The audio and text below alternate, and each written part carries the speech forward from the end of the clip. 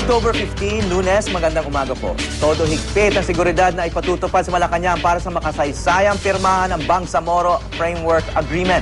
Ito magbibigay daan para sa pagtatag ng political entity na Bangsamoro.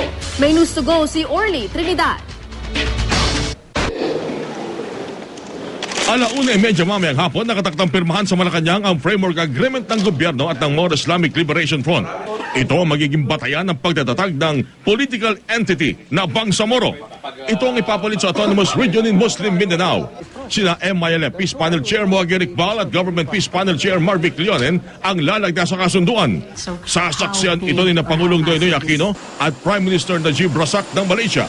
Kahapon dumating ng bansa si Razak at kanyang delegasyon. Tumayong third-party negotiator ang Malaysia sa peace talks simula noong 2001. Ayon sa Malacanang, mas hihigpitan ang seguridad sa palasyo ngayong araw para sa makasaysayang pagpirma. Siyempre, heightened security yan. No? Ang dami natin mga very important guests. Makakaasa po kayo at lahat ng tao na handa tayo para sa signing. Kahit po may ilang kumikwestiyon sa kasunduan, tiwala raw Malacanang na suportado ng publiko ang kasunduan. I think whether Muslim ka o Kristiyano, pagod ka na sa 4 na dekadang karahasan at gera na nangyayari sa ilang bahagi ng ating bansa. And kung meron tayong totoong pag-asa dito na magkaroon ng lasting at just na peace na acceptable naman sa lahat ng tao. Sa Mindanao, mas pinaigting na ang seguridad.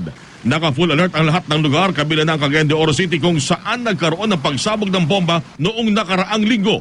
Hindi bababa sa 100 pulis ang ipinakalat sa lungsod.